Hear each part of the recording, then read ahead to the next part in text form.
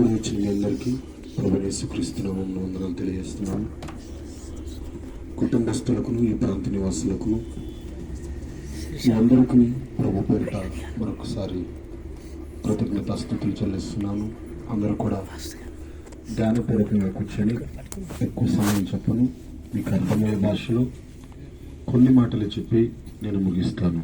దానికి స్తోత్రం. అయితే వాక్యం చెప్తున్నప్పుడు నాకు ఒక అలవాటు ఉంది. ఏంటంటే ప్రశ్నలు అడిగే అలవాటు ఉంది. ఎవరిని అడుగుతానో తెలియదు, ఎప్పుడు అడుగుతానో తెలియదు. మరీ ముఖ్యంగా నిద్రపోయే వాళ్ళే అడుగుతారు. అవసరమైతే దగ్గరకు వచ్చి లేపు అడుగుతారు. అందుకే ఎవరు నిద్రపోవద్దు. ఎందుకంటే మీ కళ్ళని నన్ను చూస్తున్నప్పుడు నా కళ్ళని మిమ్మల్ని చూస్తాయి. నేను కళ్ళు మూసుకునే వాక్యం చెప్పను, కళ్ళు తెరిచి మిమ్మల్ని అందరినీ చూస్తూ వాక్యం చెప్తా. హల్లెలూయా. ఒకసారి పెద్దగా చెప్పండి. హల్లెలూయా. సరే, మంచిది. దానికి స్తోత్రం. ఒక చిన్న ప్రశ్నతో నేను వాక్యం ప్రారంభించాలని ఆశపడుతున్నా. బైబిల్లో ఎన్ని పుస్తకాలు ఉన్నాయి? మీరందరూ చర్చికి వెళ్ళేవారే కదా, మీరు మాట్లాడాలి, నేను చెప్పాలి. అవుతుందా? బైబిల్లో ఎన్ని పుస్తకాలు ఉన్నాయి?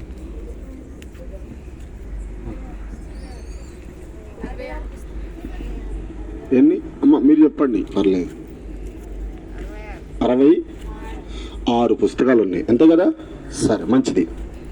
66 పుస్తకాలలో మొదటి 3 పుస్తకాల పేర్లు చెప్పండి. మళ్ళా సరే, మంచిది. ఈ 3కున్న అర్థాలు చెప్పి నా ప్రసంగాన్ని ప్రారంభిస్తాను.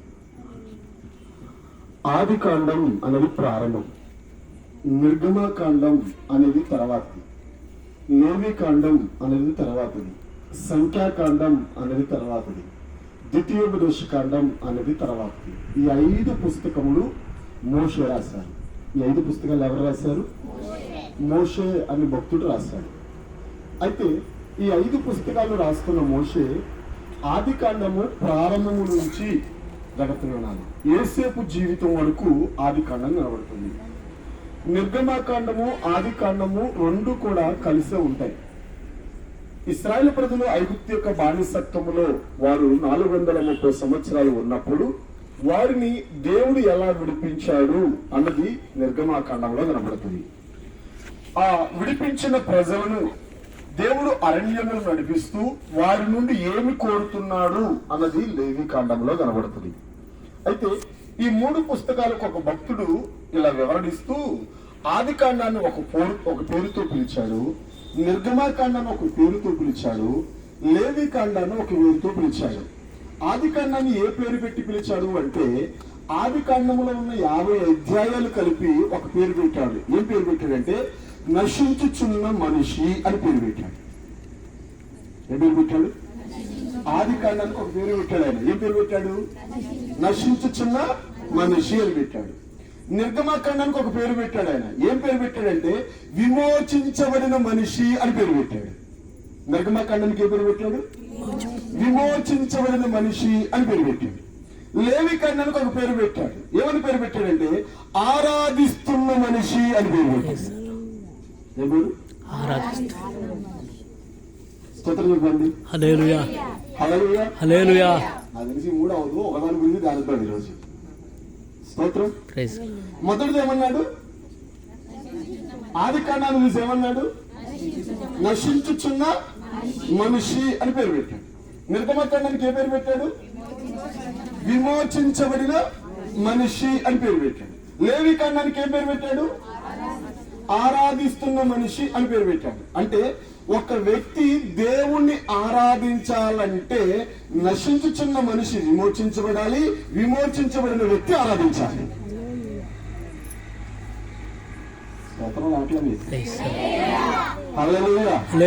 ఎవరు ఆరాధించాలి? ఎవరు ఆరాధించాలి?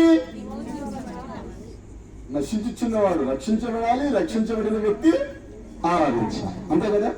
ఇప్పుడు ఎవరు నశిస్తున్నారు? ఎవరు నశిస్తున్నారు? స్తోత్రములు. పాపి నశిస్తున్నాడు. ఎవరు నశిస్తున్నాడు? పాపి. అయితే ఎవరు పాపి? ఎవరు నశిస్తున్నారు? పాపి నశిస్తున్నారు. ఎవరు పాపి? రోమపత్రిక 3:23-24 వచ్చిన. రోమపత్రిక 3:23-24 వచ్చినాలు. ఏ భేదమును లేదు, అందరూ పాపమును చేసి. చాలు. ఇక్కడ ఎవరు పాపి అంట? అందరూ పాపి. ఎవరు పాపి అంట? అందరూ పాపులు. అందరంటే భూలోకములో మనిషి అనబడిన వారందరూ, వారి ఏ కులమైనా, వారి ఏ మతమైనా, వారికి ఏ జాతి ఉన్నా, వారు ఏ భాష వారైనా, వారి తెలుగు వాళ్ళైనా, హిందీ వాళ్ళైనా, కన్నడ వాళ్ళైనా, ఉర్దూ వాళ్ళైనా, కర్ణాటక వాళ్ళైనా, మరి తమిళనాడు వాళ్ళైనా, ఇంకా చదువున్న వారైనా, చదువులేని వారైనా, ముసలోళ్ళైనా, పెద్దోళ్ళైనా, పిల్లలైనా, పెళ్లిగానోళ్ళైనా, యవనస్తులైనా, పిల్లలైనా, ఒక వ్యక్తి భూలోకములో మనిషిగా పుట్టాడంటే వారందరూ ఏమైపోతున్నారు? పాపములు చేసిన వారు అయిపోయారు. హల్లెలూయా. అందుకే బైబిల్ గ్రంథంలో 2-3 వచనాలు మీకు చదివిస్తాను. ప్రసంగి గ్రంథము 7వ అధ్యాయము 20వ వచనం. ప్రసంగి గ్రంథము 7వ అధ్యాయము 20వ వచనం.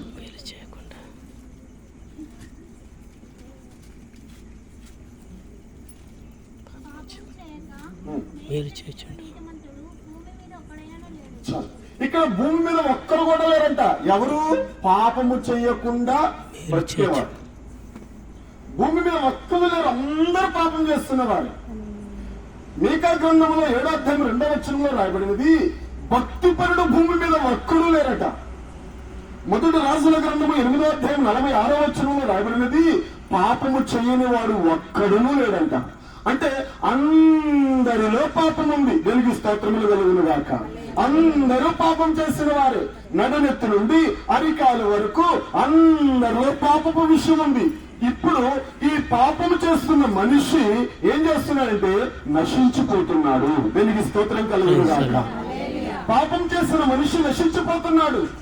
ఈ పాపం చేసిన మనిషి నశించిపోతూ తనను తాను రక్షించుకోలేకపోతున్నాడు, తనకు తాను విడిపించుకోలేకపోతున్నాడు, తనకు తాను కాపాడుకోలేకపోతున్నాడు, తనకు తాను విమోచించుకోలేకపోతున్నాడు, తనకు తాను పాప ఊపిలో నుండి బయటికి రాలేకపోతున్నాడు. ఎందుకు అంటే ఒక వాక్యం ఈ విధంగా రాయబడినది. ఏంటి అని మనం గమనిస్తే ఇర్మియా గ్రంథంలో ఈ విధంగా రాయబడినది, చిరతపులి తన మచ్చలను మార్చుకోగలదా? మరి పాపములకు అలవాటు పడిన మీరు పాపమును విడవగలరా అని ఉంది అక్కడ. దేనికి స్తోత్రములు. చిరతప్పులు తన మచ్చలను మార్చుకుంటే పాపము చేసే వ్యక్తి తనకు తాను మారగలడు. మాటలు అర్థమవుతుంది. నా మాట క్లారిటీ ఉందా, స్పీడ్ అయిందా? మీకు అర్థమవుతుందా? మీకు అర్థం కాకపోతే మైక్ ఆఫ్ చేసి చెప్తా. మీకు అర్థమైతే చాలు. ఈరోజు దేనికి స్తోత్రం. హల్లెలూయా. పులి మచ్చలు మార్చుకోగలదా? కూసు దేశస్థుడు తన చర్మమును మార్చుకోగలడా? కూసు దేశస్థుడు తన చర్మమును మార్చుకోగలడా? చిరతపులి తన మచ్చలను మార్చుకోగలడా? కూసు దేశస్థుడు అంటే శాపగ్రస్తుడు. శాపగ్రస్తుడు తన శరీరమును మార్చుకోగలడా? మార్చుకోలేదు.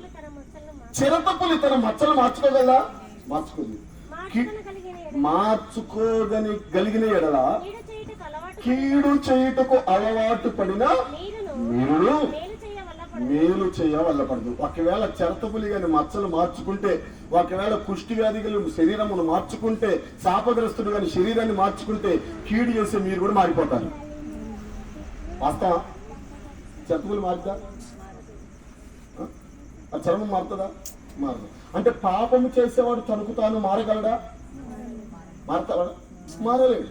అయితే ఇప్పుడు ఈ పాపము చేసేవాడు తనకు తాను మారలేడు కాబట్టి ఇప్పుడు తనను మార్చడానికి ఒక వ్యక్తి కావాలి. తనను మార్చడానికి ఒక వ్యక్తి కావాలి. నశించుచున్న వ్యక్తిని కాపాడడానికి ఒక వ్యక్తి కావాలి. మనిషి పాపములో నశించిపోతున్నాడు, అపరాధములో నశించిపోతున్నాడు. మనిషి స్తోత్రముల లోకంలో నశించిపోతున్నాడు. మనిషి స్తోత్రంలో ఘోర పాపిగా ఉండి నశించిపోతున్నాడు. ఇప్పుడు ఈ నశించిపోతున్న వ్యక్తిని కాపాడడానికి ఒక వ్యక్తి కావాలి. దీనికి స్తోత్రం కలుగును గాక. ఇప్పుడు ఈ నశించిపోతున్న వ్యక్తి డబ్బు దగ్గరికి వెళ్ళాడు. డబ్బును అడుగుతున్నాడు. డబ్బు, నువ్వు నాకు చాలా ఉంది, నేను నశించిపోతున్నా, పాపంలో ఉన్నా, నన్ను కాపాడుతావా అని డబ్బును అడిగితే ఏమంటది డబ్బు? నీ అవసరాలు తీరుస్తా, అవసరమైతే నీకు అక్కర్లు తీరుస్తా, అవసరమైతే నీకు ఇల్లు కట్టిస్తా, అవసరమైతే నీ రోగాలకు కావాల్సిన డబ్బులన్నీ నేను ఇస్తా, కానీ నీ శరీరానికి కావలసిన అవసరాలన్నీ తీర్చుటకు నాకు శక్తి ఉంది, కానీ నీ ఆత్మను బ్రతికించుటకు శక్తి నాలో లేదంటది. ఎవరు? డబ్బు. డబ్బు మాట్లాడాలి. డబ్బు. దీనికి స్తోత్రం కలుగును గాక. తల్లిదండ్రుల దగ్గరికి వెళ్దాం, తల్లిదండ్రులు అడుగుదాం. దీనికి స్తోత్రములు. తల్లిదండ్రులు ఏమని అడుగుదంటే, తల్లి తండ్రి నాకు జన్మనిచ్చారు కదా, నన్ను పోషించారు కదా, నన్ను పెద్ద చేశారు కదా, నన్ను చదివించారు కదా, నాకు వివాహం వయసు వచ్చింది కదా, వివాహం వయసు వచ్చినప్పుడు నాకు ఒక మంచి సంబంధం చూసి నాకు పెళ్లి చేశారు కదా, నాకు ఒక కుటుంబ జీవితాన్ని ఇచ్చారు కదా, ఇప్పుడు నేను నశించబోతున్నా, మీరేమన్నా నన్ను కాపాడగలరా అంటే వాళ్ళు ఏమంటారు? స్తోత్రం. నిన్ను కనడానికి ప్రయాసపడ్డాం, నిన్ను పోషించడానికి ప్రయాసపడ్డాం, నిన్ను చదివించడానికి ప్రయాసపడ్డాం, నీకు పెళ్లి చేయడానికి అప్పులు తెచ్చి పెళ్లి చేశాం, నీకు ఒక కుటుంబ బాధ్యత ఇచ్చాం, నిన్ను నశించడం కాపాడడం మా వల్ల ఏమవుతుంది అంటారా? అంటారా? అంటారా? అంటారన్నా? స్తోత్రములు. ఏదన్నా అప్పులో ఉంటే, కష్టాల్లో ఉంటే కాపాడగలమే తప్ప మిమ్మల్ని మేమేం రక్షించగలం, మీ ఆత్మను మేమేం కాపాడగలం, నశించిపోతే నిన్నే తప్పించగలం అంటారు. అంటారా లేదా? స్తోత్రం కలుగును గాక. Praise the Lord. ఒక గవర్నమెంట్ దగ్గరికి వెళ్దాం. ఎవరి దగ్గరికి? గవర్నమెంట్ దగ్గరికి వెళ్ళి, వాళ్ళ దగ్గరికి వెళ్ళి, అయ్యా నాకు పెన్షన్ కావాలంటే 3,000 ఇస్తా తీసుకో. అయ్యా నాకు ఒక ఇల్లు కావాలంటే ఇస్తా తీసుకో. దీనికి స్తోత్రములు. అయ్యా నాకు ఒక ఉద్యోగం కావాలంటే నీ క్వాలిఫికేషన్ బట్టి ఇస్తా తీసుకో. దీనికి స్తోత్రములు. అయ్యా నాకు ఒక సైకిల్ కావాలంటే నీ అంగహీనతను బట్టి అసలు తీసుకో. దీనికి స్తోత్రములు. అయ్యా కొద్దిగా బలహీనత ఉందంటే నా చేతనైన సహాయం చేస్తా తీసుకో. అయ్యా నేను నశించిపోతున్నానంటే నేనే నశించిపోతున్నా, నిన్నేం చేస్తానంటాడు. భాషలు మీకు అర్థం కావట్లా? డబ్బు దగ్గరికి వెళ్ళాడు. డబ్బేమంది?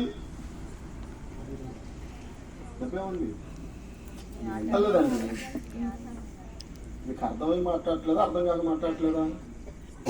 చలికి మాట్లాడలేకపోతున్నారా? అవసరాలు అన్నిటిని తీరుస్తాను కానీ నిన్ను రక్షించడం నా వల్ల కాదంట. ఇప్పుడు తల్లిదండ్రులు ఏమంటున్నారు?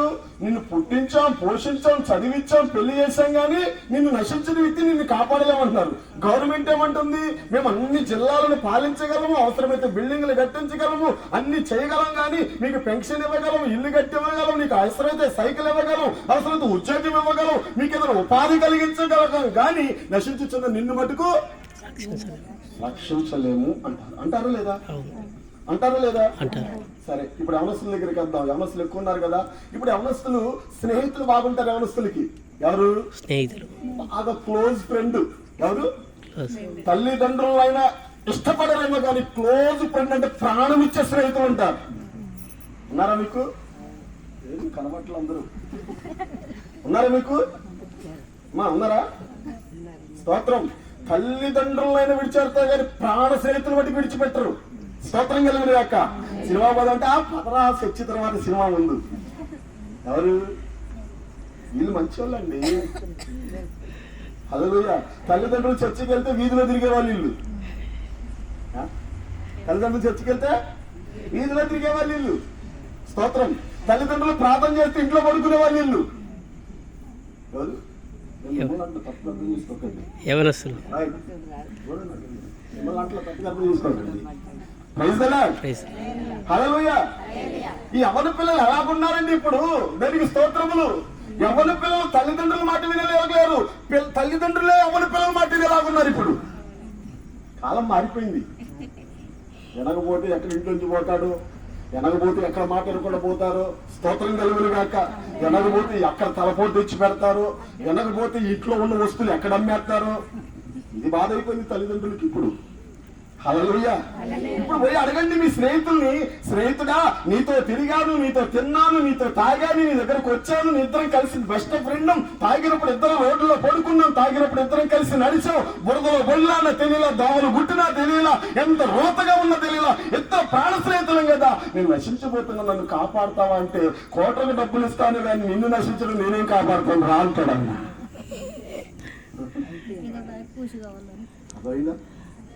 అర్థమైందా? సరే వాళ్ళని వదిలిపెట్టను, మిమ్మల్ని కూడా వదిలిపెట్టను. నలుగురు ముసల్మాన్ చూడండి, ఆడవాళ్ళు చూడండి, ప్రైజ్ ది లార్డ్, ఇంట్లో పని మానేసిన ముచ్చటపోతారు వీళ్ళు. హల్లెలూయా. ఇంట్లో పని పెట్టుకోవాలని సీరియల్ తర్వాత పని ముందు తర్వాత ఏంటి సీరియల్ పేరు నాకు తెలియదు. సీరియల్ ముందు తర్వాత ప్రార్థన, సీరియల్ ముందు తర్వాత భోజనం. భర్త పిలిచినా కానీ ఆగు, నీకేమంత అవసరం, ముందు నా పని అవ్వాలి. ఏంటా పని? అంత సీరియస్ ఏముందాడా? సినిమా, సీరియల్, సీరియల్ పిచ్చితో కుటుంబాలు పాడైపోతారు ఈ రోజు. స్తోత్రం. హల్లెలూయా. ఆ యాక్టర్ని అడగండి, వాళ్ళు నటించిన వాళ్ళు అడగండి, స్తోత్రములు. నీ డబ్బులతో నన్ను చూస్తున్నావు తప్ప నేను నీ దగ్గరకు రావట్లేదంటాడు ఆయన. వాళ్ళు రక్షిస్తారు నిన్ను, రక్షిస్తారు నిన్ను. లోకములో ఏది కూడా నిన్ను రక్షించేది లేదు. నీకు అవసరమైన ఉన్నవి, నీకు అవసరం లేని ఉన్నవి, నీకు ప్రయోజనకరమైన ఉన్నవి, నీకు ప్రయోజనం కాని ఉన్నవి, నీతో స్నేహం చేసే ఉన్నవి, నీతో వచ్చే ఉన్నవి, నీతో వెళ్ళే ఉన్నవి, నీతో రాని ఉన్నవి, నిన్ను ద్వేషించే ఉన్నవి, నిన్ను ద్వేషించని ఉన్నవి, నిన్ను ప్రేమించేవారు ఉన్నారు, ప్రేమించని వారు ఉన్నారు. లోకములో అన్ని రకాల సంబంధమైనవి లోకములో ఉన్నవి, కానీ ఇవేవి నిన్ను రక్షించలేవు. హల్లెలూయా. ఇవేవి నీ ఆత్మను కాపాడలేవు, ఇవేవి నీ పాపమును తీసివేయలేవు, ఇవేవి నీ ఆత్మకు రక్షణ ఇవ్వలేవు, ఇవేవి మిమ్మల్ని మరణమును తప్పించలేవు, ఇవేవి మిమ్మల్ని నరకములను తప్పించలేవు. అయితే ఇది ఇలా ఉండగా దేవునికి స్తోత్రములు, మానవుల యొక్క స్థితిగతులు చూసిన పరలోకపు దేవుడు. హల్లెలూయా. మానవుని యొక్క స్థితిగతులు చూసిన పరలోకపు దేవుడు 2024 సంవత్సరాల క్రితము లోకముని ఎంతగానో ప్రేమించి నశించుచున్న మానవుని కొరకు రక్త మాంసాలు కలిగి శరీరమును ధరించుకొని కన్యక గర్భమున పరిశుద్ధాత్మ ద్వారా జన్మించి ఈ లోకంలో నీ కోసం నా కోసం ఉద్భవించాడు ఆయన. హల్లెలూయా. హల్లెలూయా. 2024 సంవత్సరాల క్రితం స్తోత్రములు పరలోకమందున్న దేవుడు మనుషుల గతిని చూస్తున్నప్పుడు, మనుషుల పరిస్థితి చూస్తున్నప్పుడు, మనుషుల యొక్క స్థితిగతులు చూస్తున్నప్పుడు, మనిషికి అన్ని ఉన్నాయి. మనిషికి డబ్బు ఉంది, మనిషికి పేరుంది, మనిషికి గడప ఉంది, మనిషికి అందం ఉంది, మనిషికి చదువు ఉంది, మనిషికి ఇల్లు ఉంది, మనిషికి అవసరాలు తీరడానికి అన్ని ఉన్నాయి. కానీ తనకు తాను రక్షించేవారు లేరు. హల్లెలూయా. కాపాడేవారు లేరు, పాపము తీసేసేవారే లేరు, మరణము తప్పించేవారే లేరు, నరకము తప్పించేవారే లేరు. అయితే ఇప్పుడు నేను వెళతా. హల్లెలూయా. నేను వెళతా, ఈ ప్రజలను నేను రక్షిస్తా, ఈ ప్రజలను నేను తప్పిస్తా, ఈ ప్రజల పాపాన్ని నేను పరిహరిస్తా, ఈ ప్రజల మరణాన్ని నేను కొట్టివేస్తా, ఈ ప్రజల యొక్క సాతాను అధికారాన్ని కూలగొట్టేస్తా, ఈ ప్రజలకు నిత్య జీవాన్ని నేను ఇస్తా. ఆలోచన కలిగిన దేవుడు తండ్రిని విడిచాడు, దేవునితో సమాన భావం కలిగిన వాడై ఉండి మట్టి శరీరమును ధరించుకున్నాడు. ఫిలిప్పీ పత్రిక 2వ అధ్యాయం 5వ వచనం. ఫిలిప్పీలకు రాసిన పత్రిక 2వ అధ్యాయం 5వ వచనం. ఆయన దేవుని స్వరూపము కలిగిన వాడై ఉండి దేవునితో సమానముగా ఉండుట విడిచిపెట్టకూడని భాగ్యమని ఎంచుకొనలేదు గాని మనుషుల పోలికగా పుట్టి దాసుని స్వరూపం ధరించుకున్నాడు. ఆయన చాలు. ఇక్కడ దేవుడై ఉండి స్తోత్రములు ఆయన ఎలా వచ్చాడంట? మనుషునిగా పుట్టాడట. ఆయన ఎవరంట? దేవుడు. ఎలా పుట్టాడట? మనుషుడిగా పుట్టాడు. ఇప్పుడు అడుగుదాం, యేసయ్యా అసలు నువ్వు ఎందుకు మనుషుడిగా పుట్టావు? మీకు ఎప్పుడైనా ప్రశ్న వచ్చిందా? మీరు ఎప్పుడైనా హృదయాలు అనుకున్నారా యేసు క్రీస్తు మనుషుడిగా ఎందుకు పుట్టాడు? సరే, యేసు క్రీస్తు మనుషుడిగా రాకముందు ఎక్కడున్నాడు ఆయన? చెప్పాలి. యేసుక్రీస్తు మనుషుడిగా రాకముందు ఎక్కడ ఉన్నాడు? అసలు ఉన్నాడా? ఉన్నాడా? సరే, నేను ఇంకో మాట్లాడుతా. మీ అమ్మ కడుపులో పుట్టక ముందు మీరు ఎక్కడున్నారు? మీరు ఉన్నారా? అసలు ఉన్నారా? లేరా? లేరా? జగత్ పునాది వేయబడక మునిపే దేవుని ప్రణాళికలో నువ్వు ఉన్నావు. Praise the Lord. స్తోత్రం. నువ్వు పుట్టావంటే దేవుని ప్రణాళికతో పుట్టావు. Praise the lord. ఎప్పుడున్నా జగత్ పునాది అంటే భూమి మీద పునాది వేయబడి మునిపే దేవుడు నిన్ను పలానా రోజు పలానా ఊరిలో పలానా వారి కడుపును పుట్టించాలని దేవుని ఉద్దేశం. Praise the Lord. Praise the Lord. ఇక్కడ ఇంకో మాట ఒకటి వచ్చింది. కొంతమంది మన పేద స్థితిని చూసి అనుకుంటాం, నా జీవితం నీకు ఇంట్లో కాకపోతే ఆ గొప్ప ఇంట్లో పుట్టిస్తే బాగుండేది కదా. స్తోత్రం. ఆ అంబానీ ఇంట్లో పుడితే అంత బాగుండేది నా పరిస్థితి. స్తోత్రం. అనిపించిందా మీకు ఎప్పుడన్నా? అనిపించిందా? అనిపించలేదా? మీకు ఎప్పుడు అనిపించలేదా? అబద్ధాలు చెప్పలేదు. జాగ్రత్తగా వినండి. దేనికి స్తోత్రం కలుగును గాక. ఇక్కడ నా మాట విన్న దేవుని బిడ్డలారా, ఇక్కడ జగత్ పునాది వేయబడక మునిపే దేవుడి ప్రణాళికలో మనం ఉన్నాం. ఎప్పుడు ఏ సమయంలో జన్మించాలో దేవుని చిత్తం. అయితే ఇక్కడ తండ్రి భూలోకానికి రాకముందే ఆయన ఉన్నాడు. దేనికి స్తోత్రములు. అందుకే నేను వాక్యం చూపిస్తాను, 2-3 మాటలు చెప్తాను. వాక్యం చదవద్దులే, వినండి. యోహాను సువార్త 17వ అధ్యాయంలో రాబడింది, జగత్ పునాది వేయబడక మునుపు నీ ఎదుట నాకు ఏ మహిమ ఉండెనో ఆ మహిమతో ఇప్పుడు నేను నింపు అని ప్రార్థన చేశాడు కుమారుడు తండ్రికి. స్తోత్రం కలుగును గాక. ఇంకా యోహాను సువార్త 8వ అధ్యాయంలో ఈ విధంగా ప్రార్థన చేశాడు, తండ్రి స్తోత్రం యూదులతో అంటున్నాడు, అబ్రహాము పుట్టక మునుపే. ఏంటంట? అబ్రహాము. చూడండి అన్నమాట. యోహాను సువార్త 8వ అధ్యాయం 56వ వచనం. మీ తండ్రి అయిన అబ్రహాము నా దినము చూతునని మిగులు ఆనందించెను, అది చూచి సంతోషించెను అనెను. అందుకు యూదులు, నీకింకను 70 సంవత్సరాలైనా లేవే, నీ అబ్రహామును చూచుతువా అని ఆయనతో చెప్పగా, యేసు అబ్రహాము పుట్టక మునుపే నేనున్నానని మీతో నిశ్చయంగా చెప్పుచున్నానని. హల్లెలూయా. యేసు ప్రభువు ఎప్పుడు పుట్టాడట? అబ్రహాముకి యేసు ప్రభువుకి ఎంత గ్యాప్ ఉంది? అబ్రహాము కుమారుడైన దావీదు కుమారుడైన యేసుక్రీస్తు. అబ్రహాముకి దావీదుకి ఎన్ని తరాలు? 14 తరాలు. ఉంది కదా మత్తయి సువార్త. హల్లెలూయా. దావీదు నుంచి యేసుక్రీస్తు వరకు ఎన్ని తరాలు ఉంది కదా. Praise the Lord. ఇక్కడ వారికి కొన్ని వేల సంవత్సరాల గ్యాప్ ఉంది. ఉందా లేదా? అబ్రహాముకి యేసుక్రీస్తుకి 1,000 సంవత్సరం గ్యాప్ ఉంది. కొద్దిగా చరిత్ర ఉంది అక్కడ. అయితే కొన్ని సంవత్సరముల తర్వాత యేసుక్రీస్తు భూలోకంలో ఉద్భవించాడు. అప్పుడు ఆయన అంటున్నాడు, ఏమంటున్నాడు? శరీరం ధరించుకొని వచ్చిన యేసయ్య మరి స్తోత్రములు పరిచయం చేస్తున్నప్పుడు భక్తి పరుల యూదులు చూసి అంటున్నాడు, ఓ యూదులారా, అబ్రహాం నా దినాలు చూశాడయ్యా అంటే, అయ్యా అబ్రహాం నీ దినాలు చూడటం ఏంటి? ఇంకా నీకు 50 సంవత్సరాలు కూడా లేవేంటి? అబ్రహాం ఎప్పుడో మూల పితృడు, మరి నీకు ఇంకా 50 సంవత్సరాలు కూడా లేవు, అబ్రహాము చూశానంటున్నావు ఏంటంటే, అప్పుడు యేసయ్య అన్నాడు, అబ్రహాము పుట్టక మునిపే నేనున్నాను. Praise the Lord. ఎప్పుడున్నాడు? అబ్రహాం కంటే ముందే. సరే, నేను ఈరోజు మిమ్మల్ని అందరూ నాకు ప్రశ్న అడుగుతా. యేసు ప్రభు 2024 సంవత్సరాల క్రితం పుట్టాడన్న చేతండి చేయలేగొట్లా? మీకు చేయలేగొట్లేదేంటి అంటే 2024 సంవత్సరాలు పుట్టలేదా? పుట్టలేదా? ఎప్పుడు పుట్టాడు? అబ్రహాం కంటే ముందు పుట్టాడా? అబ్రహాం కంటే ముందు ఉన్నాడా? అబ్రహాం తర్వాత 2024 సంవత్సరాల తర్వాత వచ్చాడా? అబ్రహాం కంటే ముందే ఉన్నాడా? ఉన్నాడు కదా. నమ్ముతారు ఇదంతా? నమ్మిన స్తోత్రం చెప్పండి. Praise the Lord. పెద్దగా స్తోత్రం. జగత్ పునాది వేయబడక ముందే ఉన్నాడు కదా యేసయ్య. ఉన్నాడు కదా. సరే, ఇప్పుడు జగత్ పునాది వేయబడక ముందే ఉన్నాడు కదా, అబ్రహాం పుట్టక ముందే ఉన్నాడు కదా.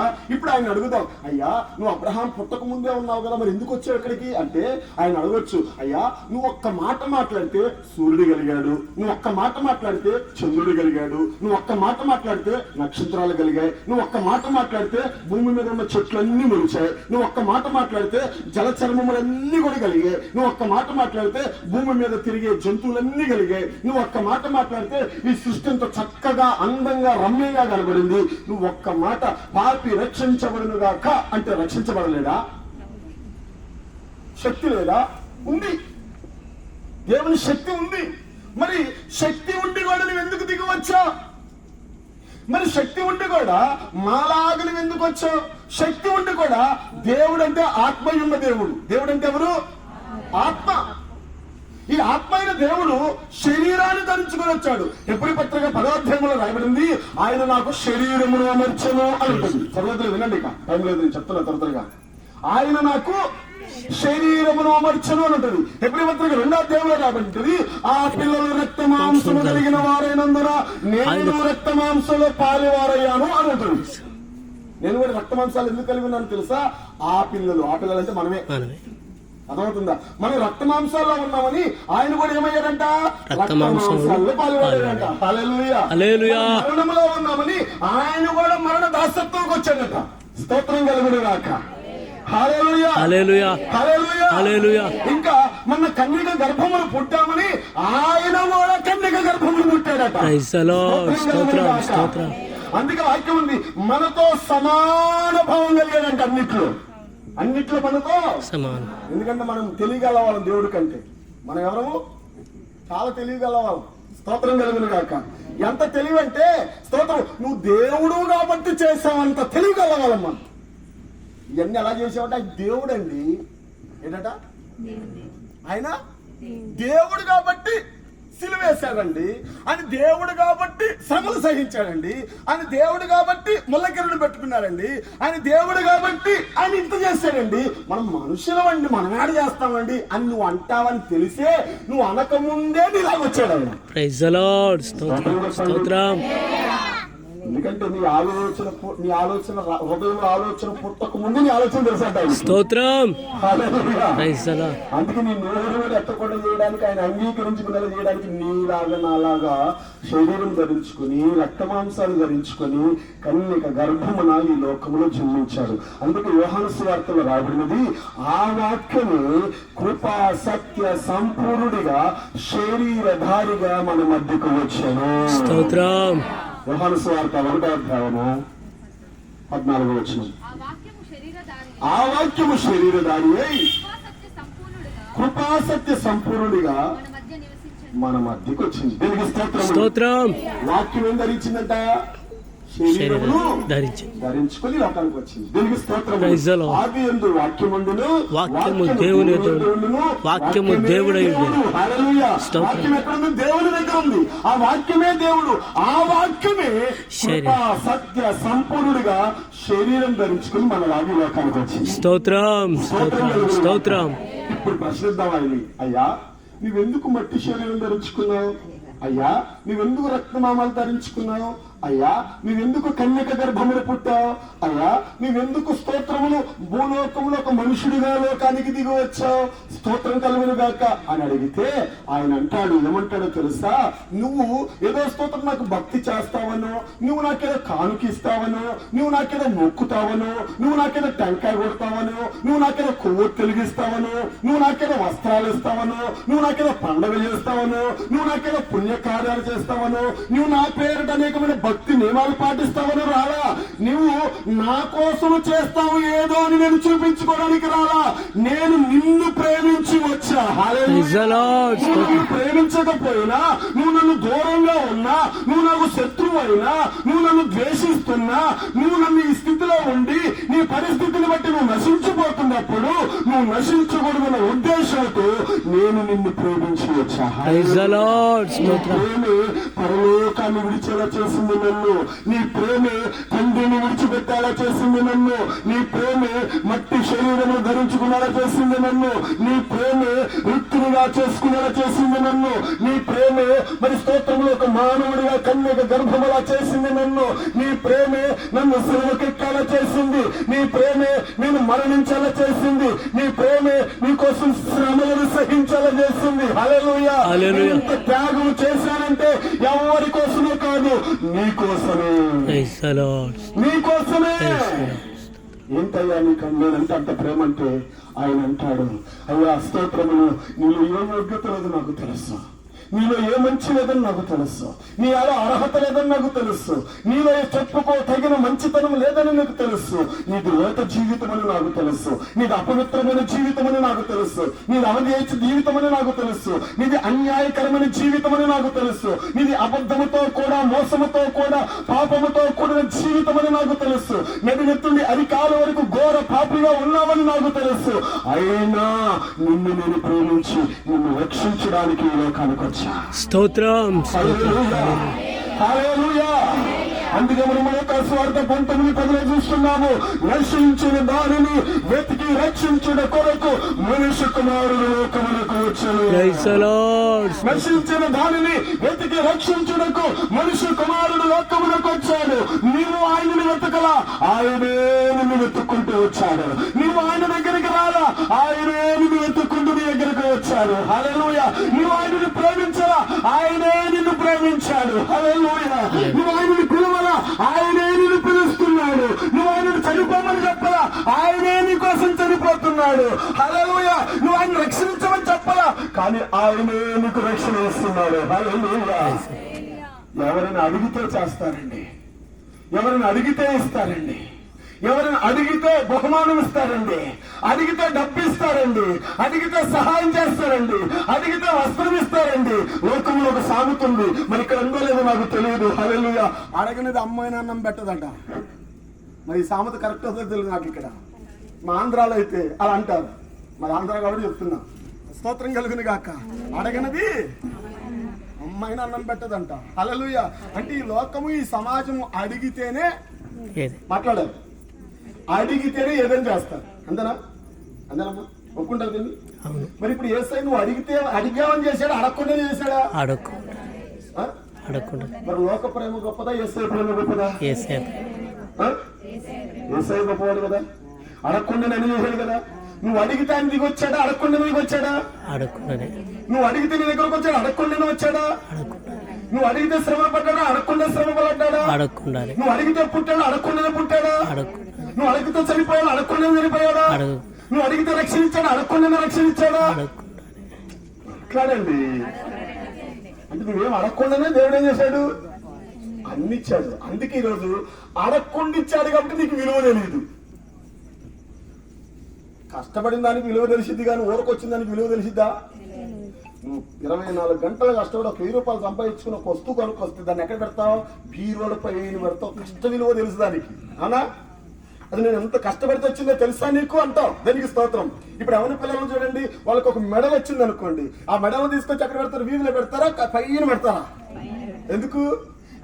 నేను ఎంత కష్టపడితే వచ్చిందో తెలుసా? దాన్ని ఇసిరేస్తే నేను ఎంత కష్టపడి చదివితే వచ్చిందో తెలుసా? దీని విలువ అంటారు వాళ్ళు. అవునా? అంటే కష్టపడితే వచ్చిన విలువ తెలుసు, కానీ మనిషికి ఊరకు వచ్చిన దాని విలువ తెలియదు మనిషికి. అవునా? ఇప్పుడు రక్షణ వరకు వచ్చిందా, కష్టపడితే వచ్చిందా? ఊరకనే వచ్చింది. అట్లాగండి. ఊరకు వచ్చిందా, కష్టపడితే వచ్చిందా? విమోచన ఊరకు వచ్చిందా, కష్టపడితే వచ్చిందా? యేసయ్య ఊరకు వచ్చాడా, కష్టపడితే వచ్చాడా? నీకు చర్చి ఊరకు వచ్చిందా, కష్టపడితే వచ్చిందా? నీకు సేవకులు ఊరకు వచ్చినా, కష్టపడితే వచ్చారా? నీకు బైబిల్ వరకు వచ్చిందా, కష్టపడితే వచ్చిందా? స్తోత్రం. ఈ రోజు నువ్వు ఈ విధంగా బైబిల్ చదువుతున్నావు అంటే ఊరకు కాదండి, అనేకులు ప్రాణాలు పెట్టారు దానికోసం. ఈ రోజంతా మనం బాహాటంగా బైబిల్ చెప్పుకుంటున్నామంటే, ఈ రోజు బాహాటంగా మనం బైబిల్ చదువుకుంటున్నామంటే అది ఊరక రాలేదు. అనేకులు ప్రాణధారాలు పోసారండి లోకంలో. వారి ప్రాణ విలువే ఈ రోజు మనం పొందుతున్నాము. స్తోత్రం. హల్లెలూయా. ప్రాణాలు ధారపోసిన దానిని బట్టి ఈ రోజు మనం బైబిల్ చదవగలుగుతున్నాం. ఆ రోజు కానీ వారి ప్రాణాలు ధారపోయకపోతే ఈ రోజు బైబిల్ నీ ముందు నా ముందు ఉండేదే కాదు. Praise the Lord. Praise the Lord. ఈరోజు చాలా మందికి ఉచితంగా వచ్చిందని తెలియదంట. ఎందుకు గవర్నమెంట్ ఉచిత విలువలు వస్తే ఉచితం తెలియదంట. దానికి స్తోత్రం. తెలంగాణలో ఉచిత బస్సు పెట్టారు, అందుకే రోజు కొట్టుకుంటున్నారు బస్సుల్లో. ఏంటి? ఉచిత విలువలే తెలియదు, డబ్బులు ఇస్తే తెలుస్తుంది అప్పుడు నీకు. అవునా? అవునా? ఉచిత విలువలు తెలియదు. స్తోత్రం కలిగిన కాక ఉచితాలు పెట్టి సోమరులు చేసేస్తుంది గవర్నమెంట్. కరెక్టే కదా? కదా? మీరు ఒక్కరు నాకు తెలుసు షిప్పింగ్ వచ్చింది ఇవ్వబోతుంది.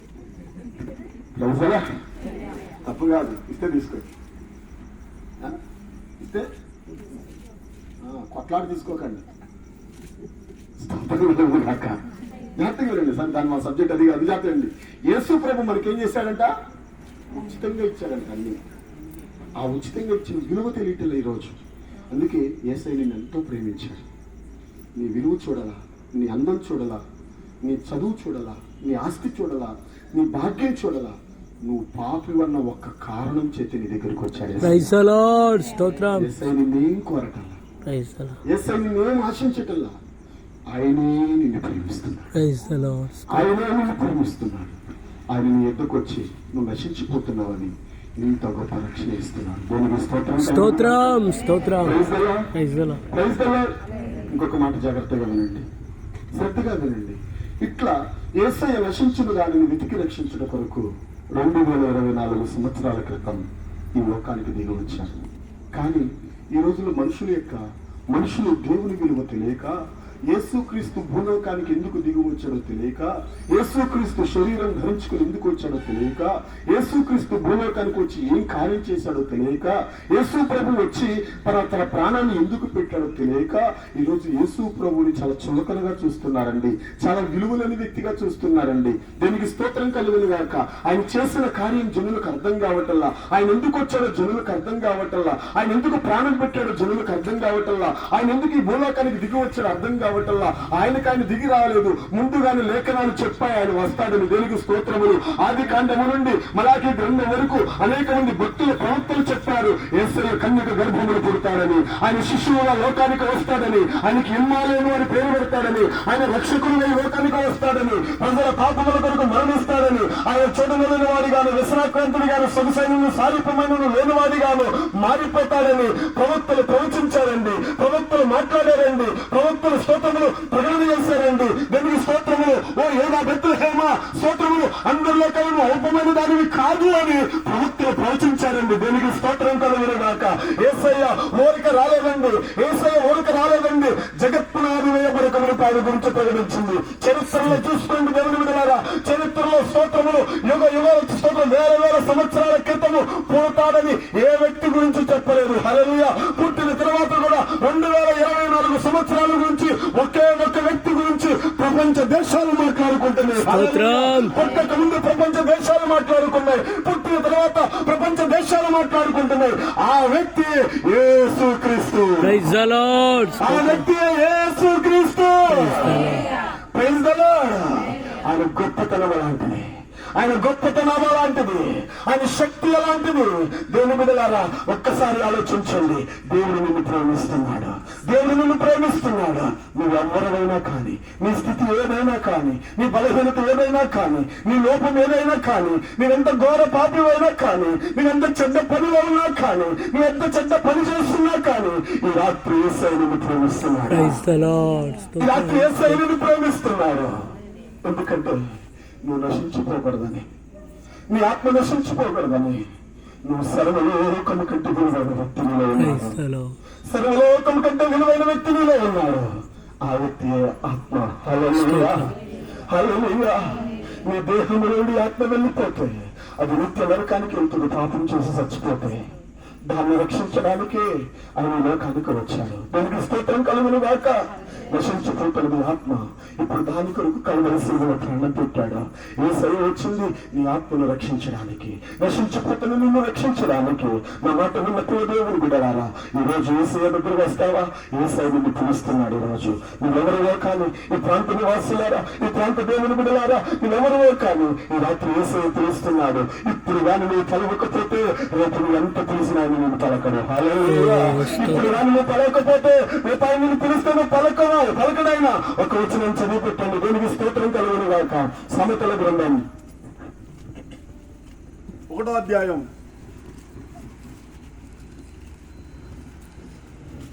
24 నుంచి చదవండి.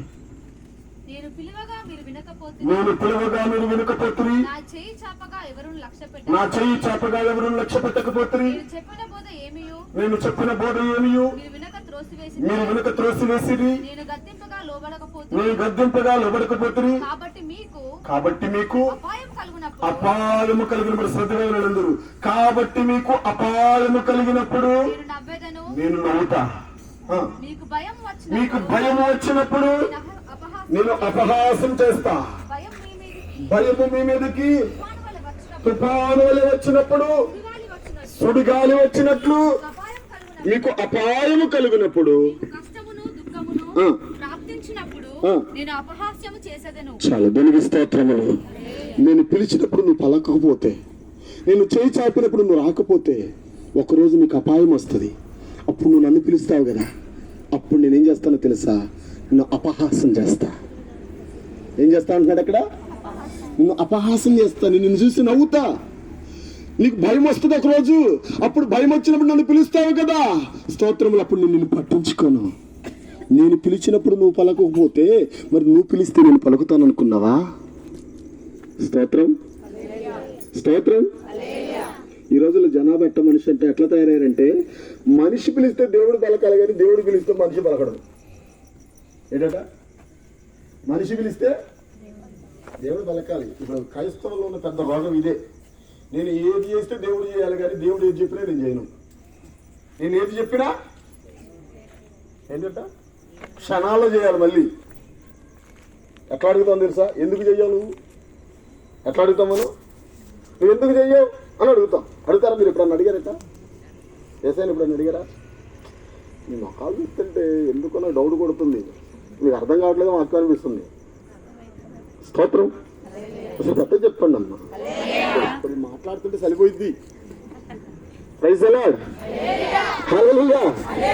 గట్టిగా వినండి. దానికి స్తోత్రములు.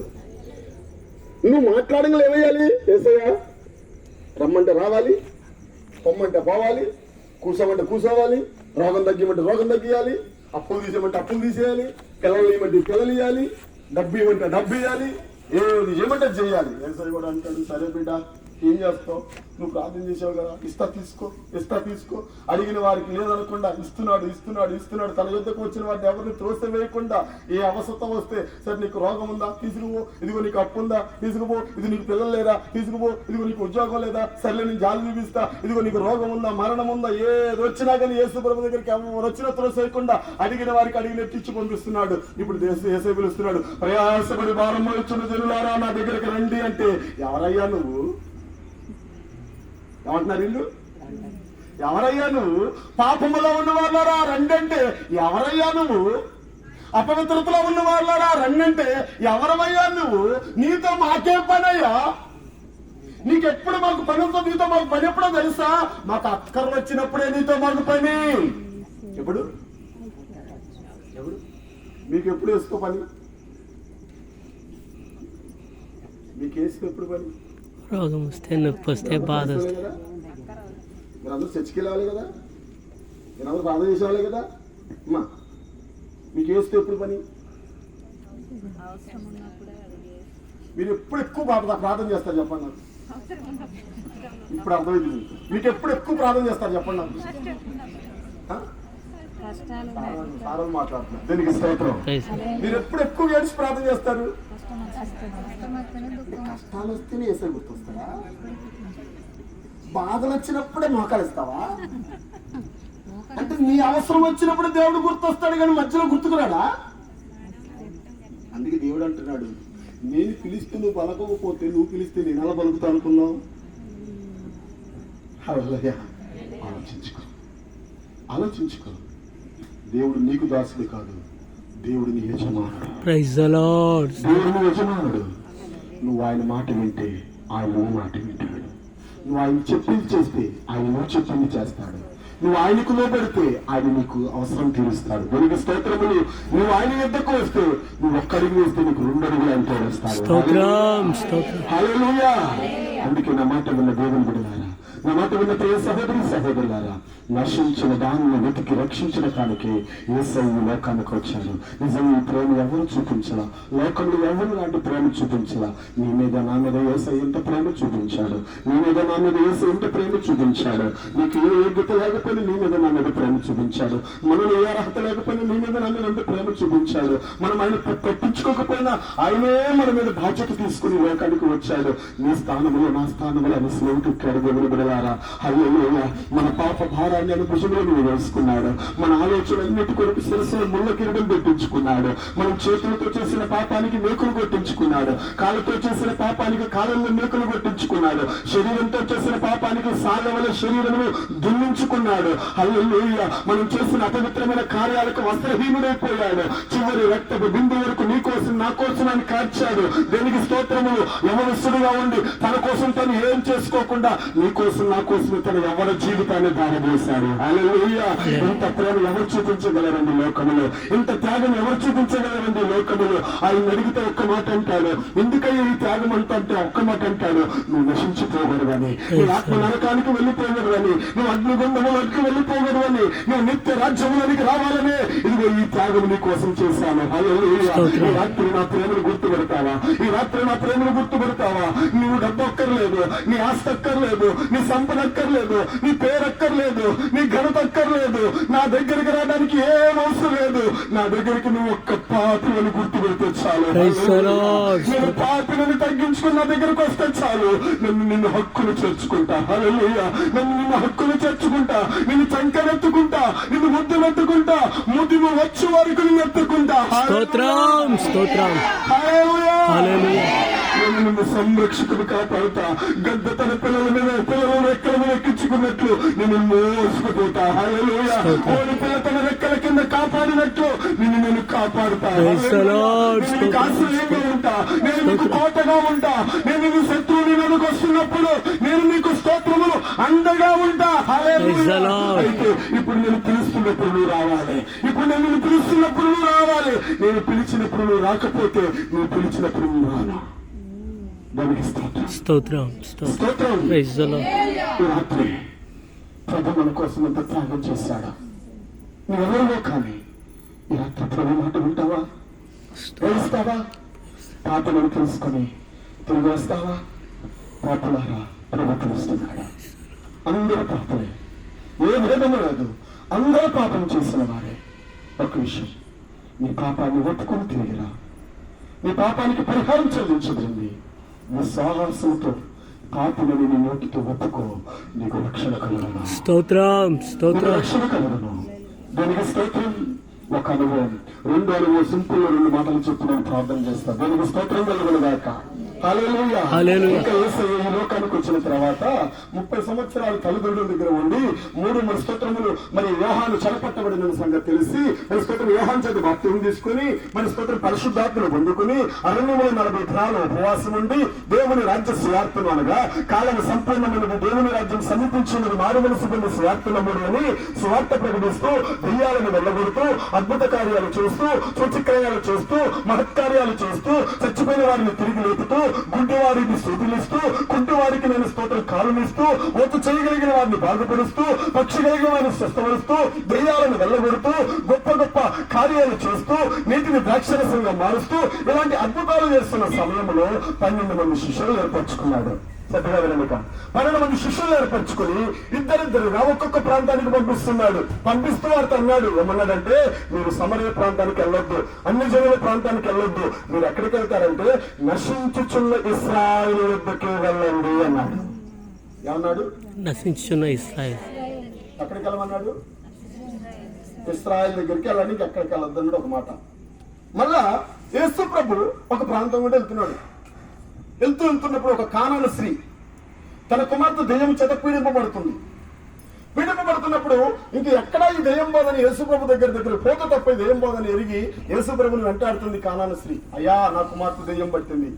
ఆ దెయ్యం ఎప్పుడు పీడిస్తుంది నా కుమార్తెని, బాగు చెయ్య అంటే యేసయ్య మౌనంగా ఉండి నోరు కూడా ఎత్తట్లా.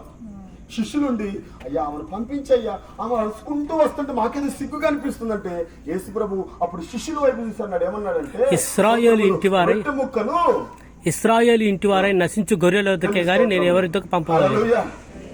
జాతీయులండి, రొట్టె ముక్కను కుక్క పిల్లకి ఇవ్వటము కుదరదు, పిత్తము కాదు. ఎందుకంటే స్తోత్రములు ఆమె కుక్క పిల్లతో పంచాడు. అందుకే అక్కడ అంటున్నాడు, నశించుచున్న ఇశ్రాయేలు యొద్దకి నేను పంపబడుతుంది గాని మరి ఎవరి వద్దకు నేను పంపబడలేదు. ఇక్కడ జాతీయులండి, ఎవరి దగ్గర పంపబడ్డాడంట? నశించుచున్న ఇశ్రాయేలు. ఇప్పుడు నాకు డౌట్, ఇశ్రాయేలు అంటే ఎవరు?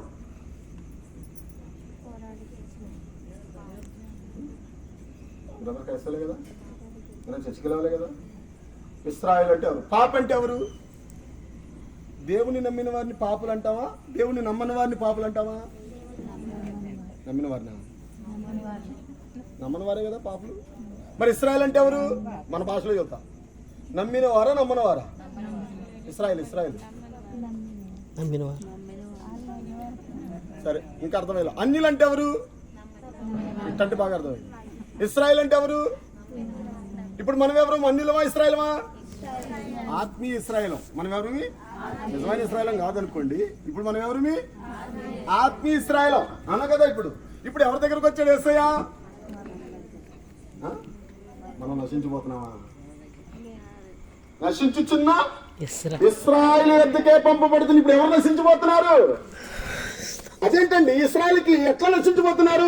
ఇశ్రాయేలు అడుగుదాం, ఏ ఇశ్రాయేలురా మీరు ఎందుకు నశించిపోతున్నారు? మీకు ధర్మశాస్త్రం లేదంటే మాకు 10 ఆజ్ఞలతో కూడిన ధర్మశాస్త్రం ఉంది.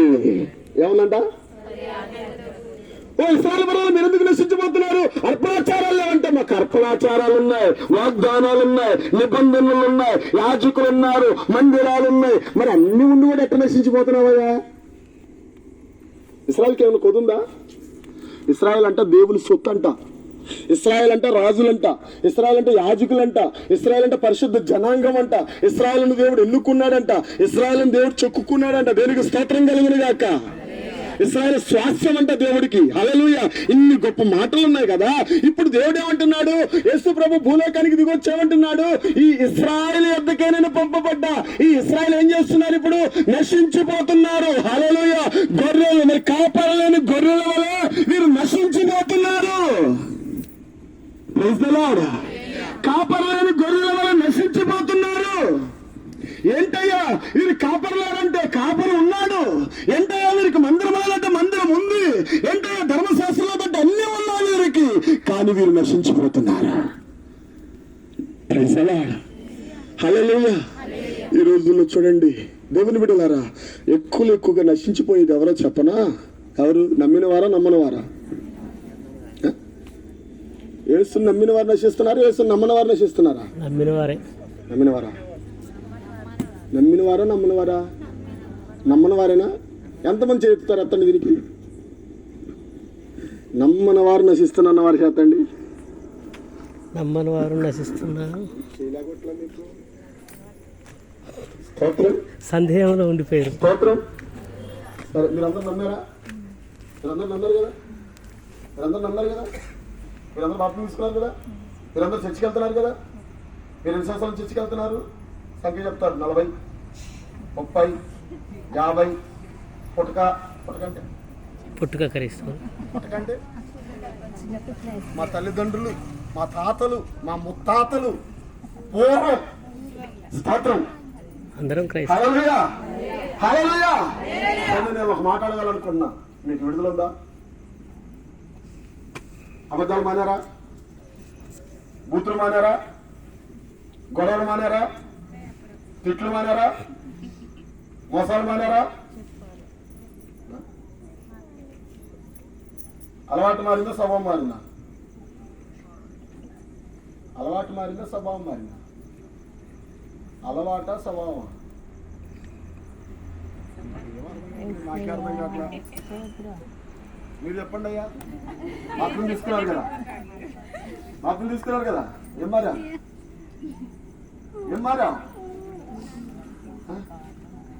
మీరు చెప్పండి అమ్మా. ఏం మారారు? బాత్రూమ్ తీసుకున్నారు కదా. ఏం మార్పు వచ్చింది? గుణం మారిందా? మాట మారిందా? చూపు మారిందా? మీ కోరికలు మారాయా? మీ ప్రవర్తన మారిందా? మరి మిమ్మల్ని బట్టే కదా లోకంలో దేవుడు నామం దోషణ పాలవుతుంది.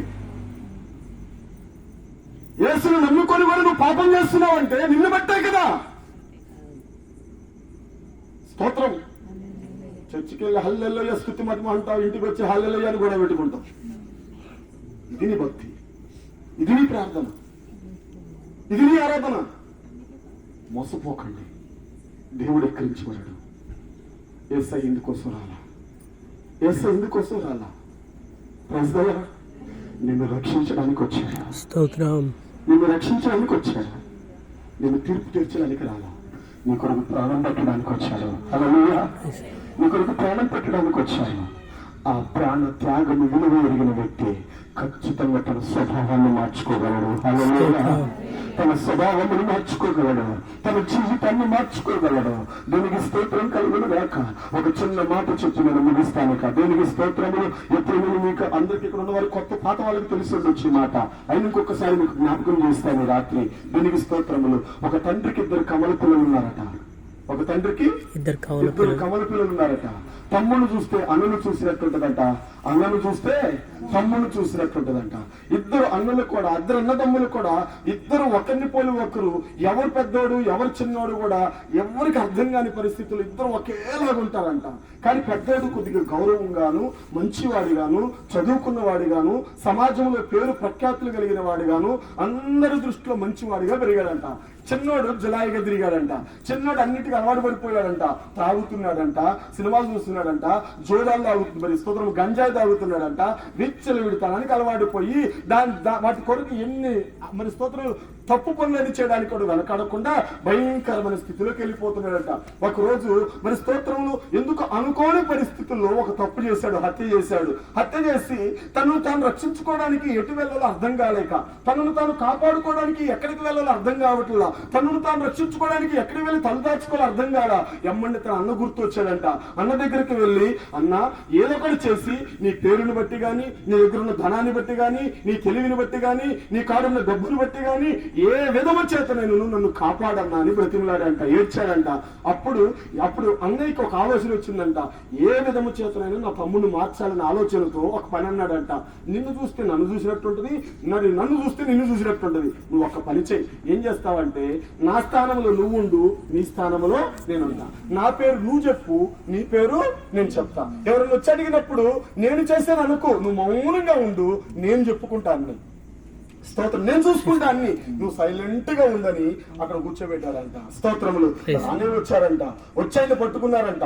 తప్పు చేసింది నువ్వేనంటే నేనేనయ్యా, చంపింది నువ్వేనంటే నేనేనయ్యా, కొట్టింది నువ్వేనంటే నేనేనయ్యా, దొంగతనం చేసింది నువ్వేనంటే నేనేనయ్యా, స్తోత్రములు ఇట్లా చేసింది నువ్వేనంటే నేనేనయ్యా, అన్నిటికీ నేనే అన్నారట. సరసాలు వేశారట, భయంకరంగా కొట్టారట. ఈ మాట తమ్ముడికి తెలిసింది. చాలా ఏడుస్తున్నాడు తమ్ముడు. అయ్యో, నేను చేసిన తప్పుని నా అన్నయ్య కొడుతున్నారా అని చాలా ఏడ్చాడు. తీసుకెళ్లి కోర్టులో నిలబెట్టారు. ఆయన అన్నిటికీ ఒప్పుకున్నాడు. ఇక మళ్ళీ రెండో మాట మాట్లాడకుండా నేనే చేశానని జడ్జి గారి ముందు కూడా ఒప్పుకున్నారు. ఆయన చేసిన తప్పుకి మరణ శిక్ష విధించారు. విధించగలిగ తమ్ముడికి గుర్తొచ్చింది, నేను చేసిన తప్పుకి నా అన్నను వృత్తికి పోతున్నారు. లేదు లేదు, ఇది తప్పించాలని పోలీసుల దగ్గరికి వెళ్ళి కాలాయలు పడుతున్నారయ్యా. నేను చేసింది, నా అన్న మంచోడు, కావాలంటే నేనయ్యా చూడు చూడని అంటున్నప్పుడు పోలీసులు అనుకుంటారంట అన్న మీద అంత ప్రేమో తమ్ముడు కనుక్కుంటున్నారంట. స్తోత్రములు. లాయర్ దగ్గరికి వెళ్ళారంట. లాయర్ గారు నేనంటే తప్పు చేసిందండి అంటే, లాయర్ అంటున్నాడంట, అయ్యా మీ అన్నంటే నీకు ఎంత ప్రేమయ్యా, సరే మీ తమ్ముడంటే ఎంత ప్రేమయ్యా నీకు అంటున్నాడంట. దానికి స్తోత్రం కలుగును గాక. జడ్జి గారి దగ్గరికి వెళ్ళారంట. జడ్జి గారు నేనంటే తప్పు చేసిందంటే, మీ తమ్ముడంటే నీకు ఎంత అభిమానం అయ్యా, ఎంత ప్రేమయ్యా అంటున్నాడంట. ఎవరన్నా నమ్మారా? ఎవరు నమ్మలేదట. ఈ కన్న దగ్గరికి వెళ్ళి అన్న కాళ్ళు పట్టుకుని అంటున్నాడంట, అన్న నా కొరకు ఇన్ని దెబ్బలు తిన్నావా, నా కొరకు ఇంత బాధపడ్డావా, నా కొరకు రక్తం కార్చావా, నా కొరకు ఎంత కొట్టుతున్నా కానీ మౌనంగా ఉండిపోయావా, అన్న నా కొరకు ఉరికమ్మ వెక్కబోతున్నావా అంటే, అప్పుడు అన్న ఒక మాట అన్నాడంట. ఏమన్నాడంటే, నా మరణాన్ని చూసి నన్ను మారా అన్నాడంట. నా మరణాన్ని చూసి నీ జీవితం మార్చుకోన్నాడంట. నేను చచ్చిపోయిన తర్వాత నువ్వు మారుతా పర్లేదు, నేను చచ్చిపోవడానికే ఇస్తున్నాను అన్నాడంట. స్తోత్రం. చివరికి చచ్చిపోయాడంట. చచ్చిపోయి నేను కళ్ళ ముందే ఆ మరణం మిగులాడుతున్నప్పుడు మరలా తప్పు చేయాలని మనసురంగంలో అన్న మరణం గుర్తొస్తుందంట. త్రాగాలని మనసురంగంలో అన్న మరణం గుర్తొస్తుందంట. బూతులాడని మనసురంగంలో అన్న మరణం గుర్తొస్తుందంట. ఒక్కసారి తప్పు చేశానే కాబట్టి నా అన్నను చంపేసుకున్నా, ఒక్కసారి త్రాగాను కాబట్టి నా అన్నను చంపేసుకున్నా, ఒక్కసారి ఇట్లా చేశాను కాబట్టి నా అన్నను చంపేసుకున్నా, ఇక ఈసారి చనిపోవడానికి ఎవరు లేరు, లేదు లేదు, ఇక ఈ భవిష్యత్తు నాకు, ఈ జీవితం నాకొద్దు, ఈ జరోత జీవితం నాకొద్దు, ఈ అపవిత్రమైన జీవితం నాకొద్దు, నా అన్న నా కొరకు చనిపోయాడు, నా అన్న చివరి కోరిక నిన్ను మారడమే, నేను పరిశుద్ధంగా బ్రతుకుతాను. హల్లెలూయా. అన్న డబ్బు ఉపయోగిస్తే మనసు మారేది కాదు, పేరు ఉపయోగిస్తే మనసు మారేది కాదు, గౌరవం ఉపయోగిస్తే మనసు మారేది కాదు, తెలుగును ఉపయోగిస్తే మనసు మారేది కాదు. తమ్ముడిని మార్చడానికి అన్నే ప్రాణం పెట్టారు. స్తోత్రం. అన్నదమ్ములు ఎవరో కాదు, తమ్ముడు నేను, అన్నయ్య యేసయ్య. Praise the lord. అన్నయ్య యేసయ్య. హల్లెలూయా. పాపములో పడి ఉన్న మనల్ని, రోతవారమైన మనల్ని, త్రాగుబోతులైన మనల్ని, తిరుగుబాటు కలిగిన మనల్ని, అపవిత్రులైన మనల్ని మన కోసమైన లోకానికి వచ్చి మంచి వాడిగా వచ్చి ఏ పాపము చేయకపోయినా నీ కోసం నా కోసం కల్వరి శిలువలో మరణించాడు. ఆ మరణం చూసినప్పుడు నీకు గుర్తుకు రావాలి, ఇదిగో నా కోసం నేను చనిపోయావయ్యా, ఇక నేను ఈ పాపము చేయను. Praise the Lord. దుఃఖం అనిపించాలి. అబద్ధం ఆడుతున్నప్పుడల్లా ఆయన ముఖం మీద ఉమ్ముని కనబడాలి. హల్లెలూయా. ఆలోచిస్తున్నప్పుడల్లా ఆయన ముళ్ళకెరలని కనబడాలి.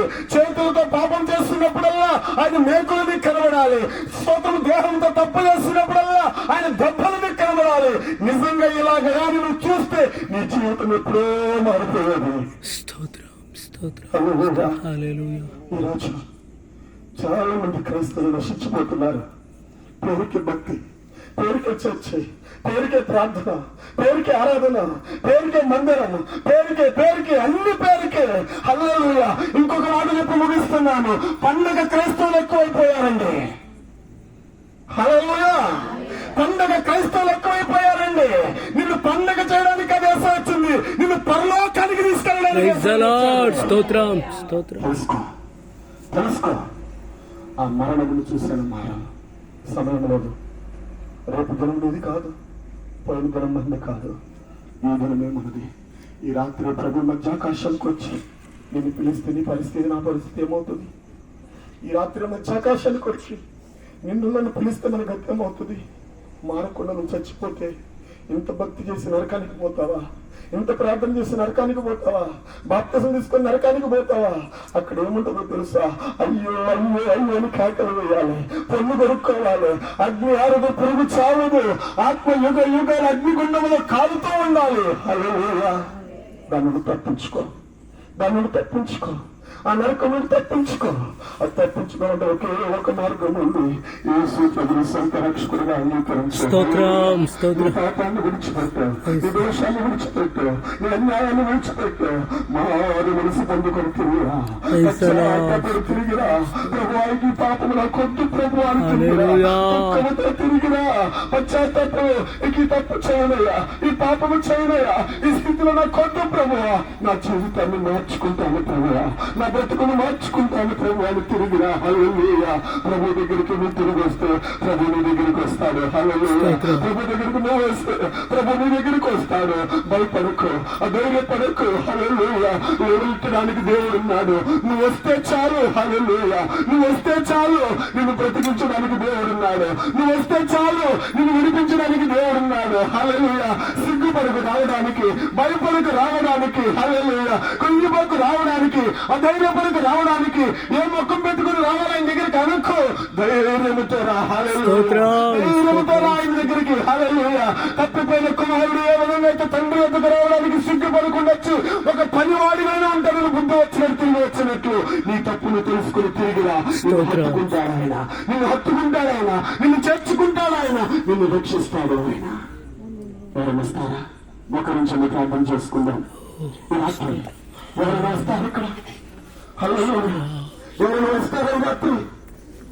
స్తోత్రము. నీ దగ్గరికి వచ్చాడు రాత్రి. కుటుంబ నివాసులు ఇంటికి వచ్చాడు రాత్రి. Praise the Lord. నన్ను పిలుస్తున్నాడు. కుటుంబంలో ఉన్న దేవుని బిడ్డలారా, ప్రభు మిమ్మల్ని పిలుస్తున్నాడు. ప్రభు దగ్గరికి మీరు వస్తారా? ప్రభు నిన్ను ప్రేమిస్తున్నాడు. నీ దీన స్థితిని చూసి ప్రేమిస్తున్నాడు. నిన్నందరూ ద్వేషించవచ్చు, నిన్నందరూ తేలినాడొచ్చు, నిన్నందరూ అవమానపరచవచ్చు, నిన్నందరూ గేలి చేయొచ్చు, అందరి దృష్టిలో నువ్వు చిన్న చూపు చూడవదో వ్యక్తిగా ఉండొచ్చు, అందరు నిన్ను లెక్క చేయకపోవచ్చు. నోరు తెరుస్తావా? 2 నిమిషం. ఈ కుడికి ముగించబడుతుంది, ఈ కుడికి ముగించబడుతుంది. నేను ఇంటికి వెళ్ళి ప్రార్థన చేసుకోలేను. ఇక్కడ నోరు తెరవను.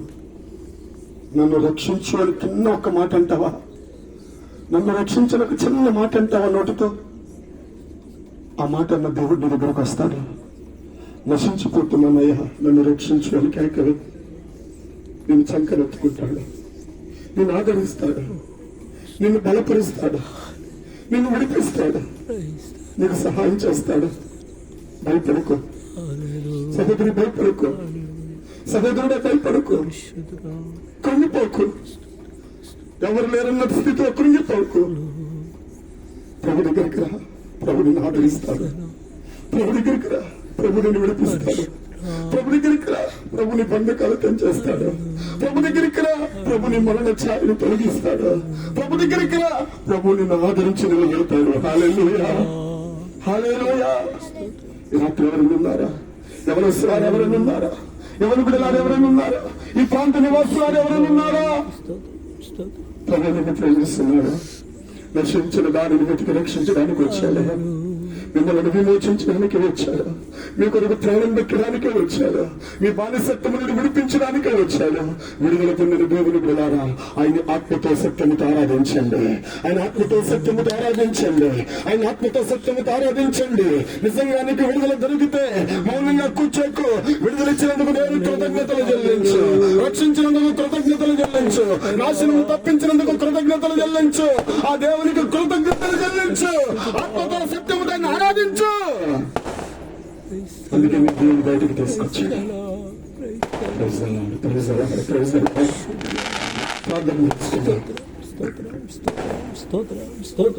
అందరు నోరు తెరవాలి, అందరు నోరు తెరవాలి. సాతాను బంధకమందు సంతసింతువా, ఈ లోక భోగములను వీడజాలవా. సాతాను బంధకమందు సంతసింతువా, యేసయ్య ప్రేమ నీకు లోకమాయనా. యేసయ్య సిలువ సువార్త చులకనాయనా. యేసయ్య ప్రేమ నీకు లోకమాయనా. యేసయ్య సిలువ సువార్త చులకనాయనా. సందేహమేలా, సంశయమదేలా, ప్రభు యేసు గాయములను పరికించి చూడు. గాయాలలో నీ వ్రేలు తాకించి చూడు. సందేహమేలా,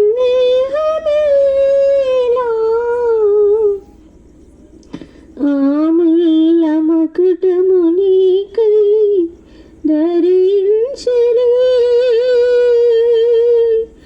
ఈ పాప శిక్షను యేసు భరించిరి. ఆముల్ల మకుటము నీకై ధరించిరి.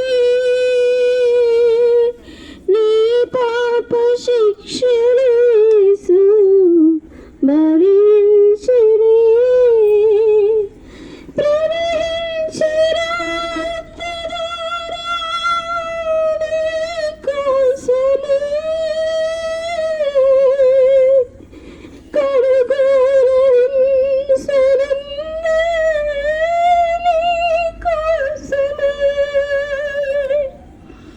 ప్రణయించి రక్తధార నీ కోసమే, కడుగురు హింసనందు నీ కోసమే. సందేహమేలా, సంశయమదేలా, ప్రభు యేసు గాయములను పరికించి చూడు. గాయాలలో నీ వ్రేలు తాకించి చూడు.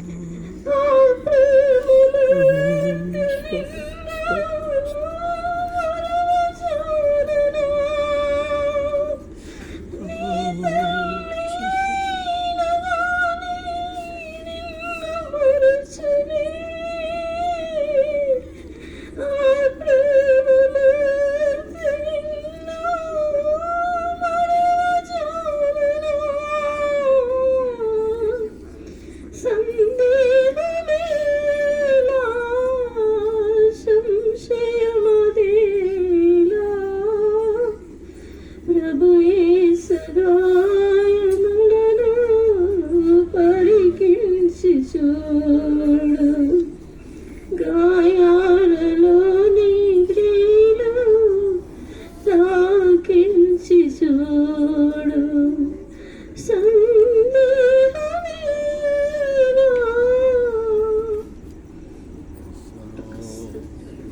స్తోత్రం స్తోత్రం.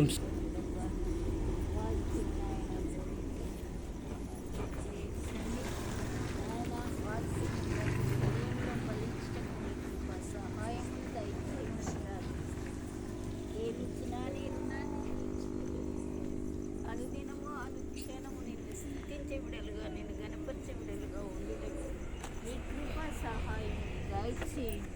నిన్న వాక్యం ప్రతి హృదయంలో ఫలించమని ప్రార్థిస్తున్నాను ప్రభు. నీకు స్తోత్రం. వాక్యం నీ ప్రజలు నీ వారు నాయనానికి స్తోత్రములు తండ్రి. వినగల చెవులు గ్రహించే మనసును దయచేయమని ప్రార్థిస్తున్నాను ప్రభు. నీకు స్తోత్రములు.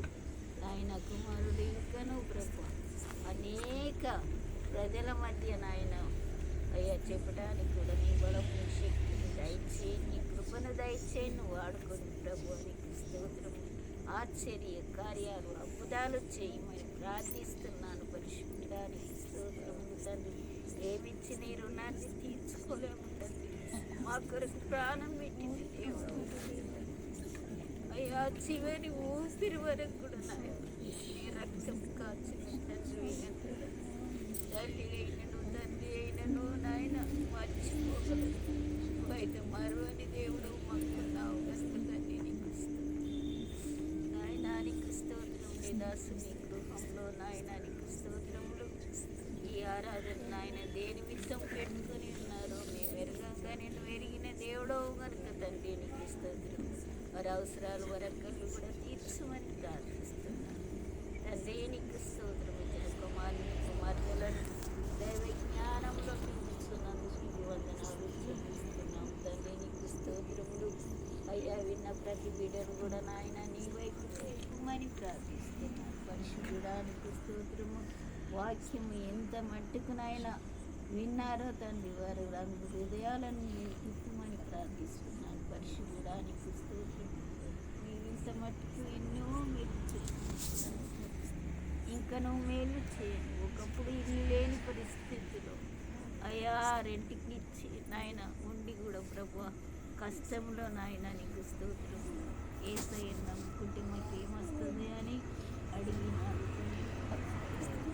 ఏం కాదు మనసుకి ఇచ్చేది కొద్ది రోజు, కానీ దేవుడు ఇచ్చేది ఎప్పటికీ నీ ఇంట్లో ఉంటుందని నేను అప్పుడు చెప్పినాను. దేవానికి స్తోత్రం. అలాంటిది నేను ఆయన నీకు స్తోత్రము. ఆ మాట నెరవేర్చినందుకు నీకు వందనాలు చెల్లిస్తున్నాం తండ్రి. నీకు స్తోత్రం. నువ్వు చేసే ఉపకారం నువ్వు దేనిని మరవకుండా అనుదినం